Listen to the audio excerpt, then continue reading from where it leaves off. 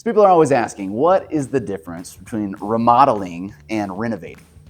Truth is, not much at all. And I'd love to just stop the video there and be done, but I feel like maybe I owe you somewhat of an explanation. So where we've landed at HomeFix is that remodeling is moving the space around, moving walls, remodeling that space to where it is a different flow or a different layout.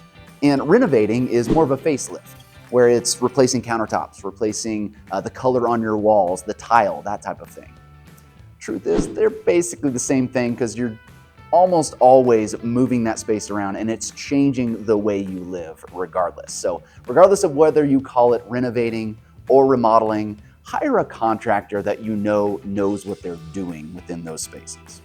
If I can throw my hat in the ring, I will. HomeFix would love to do your remodel, so give us a call.